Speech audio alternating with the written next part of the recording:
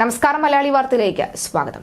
മതനിന്ദ ആരോപിച്ച professor T J. ജോസഫിന്റെ കൈപ്പത്തി വെട്ടിയ കേസിലെ ഒന്നാം പ്രതി സവാദിനെ ഇനിയും NIA കസ്റ്റഡിയിൽ വാങ്ങും. സവാദിന്റെ DNA പരിശോധനയ്ക്ക് NIA തീരുമാനം നടത്തിയിട്ടുണ്ട്. പിടിയിലായത് സവാദ് തന്നെയെന്ന് കോടതിയിൽ നിസ്സംശയം തെളിയിക്കുന്നതിന് കൂടിയാണിത്.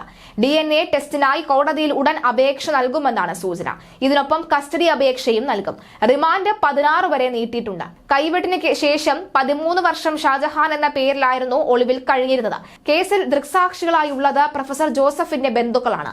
കൈവെട്ടാൻ ഉപയോഗിച്ച ആയുധം കണ്ടെത്തിയിട്ടുമില്ല. ഇത് കോടതിയിൽ തിരിച്ചടിയാകരുത് എന്ന് ഉറപ്പിച്ചാണ് NIAയുടെ നീക്കം. അന്വേഷണ ഉദ്യോഗസ്ഥന്റെ ചോദ്യം ചെയ്യലിനോട് സവാദ് സഹകരിക്കുന്നുമില്ല. വിദേശത്ത് ഒളിവിൽ താമസിച്ചിട്ടില്ല എന്നാണ് സവാദിന്റെ മൊഴി.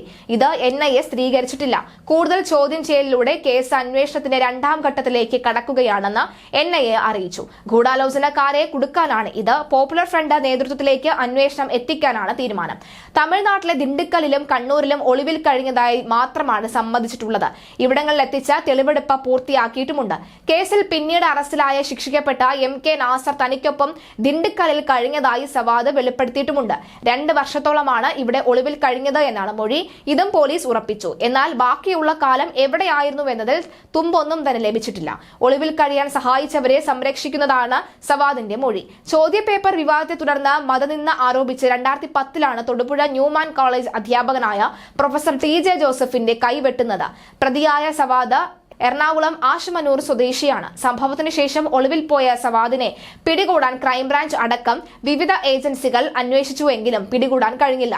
രഹസ്യ വിവരത്തിന്റെ അടിസ്ഥാനത്തിൽ കണ്ണൂരിൽ നടത്തിയ അന്വേഷണത്തിലാണ് പ്രതി പിടിയിലായത്. അധ്യാപകന്റെ കൈപ്പത്തിയെ മഴുകൊണ്ട് വെട്ടിമാറ്റിയത് പോപ്പുലർ ഫ്രണ്ട് പ്രവർത്തകനായ ആശമന്നൂർ ഓടക്കാലിയിൽ സ്വദേശിയായ സവാദാണ്. മഴുവും കൊണ്ട് സവാദ് രക്ഷപ്പെടുകയായിരുന്നു. വ്യാജ പേരുകളിൽ ഒളിവിൽ കഴിഞ്ഞത് സവാദ് തന്നെയെന്ന് ശാസ്ത്രീയമായി തെളിയിക്കുകയാണ് DNA പരിശോധന. 13 വർഷം ഷാജഹാൻ എന്ന പേരിലായിരുന്നു ഒളിവ് ജീവിതം. പിടിയിലായപ്പോഴും താൻ സവാദല്ല ഷാജഹാനാണെന്ന് ആദ്യം പറഞ്ഞിരുന്നു. പിന്നീട് അധ്യാപനെ ആക്രമിക്കുമ്പോൾ സവാദിന്റെ ശരീരത്തിൽ കൂട്ടുപ്രതികളുടെ തന്നെ വെട്ടേറ്റ മുറിവ് അടക്കമുള്ള തെളിവുകളായിരുന്നു സവാദിനെ രക്ഷിച്ചത് എന്നാണ് വ്യക്തമാകുന്നത്.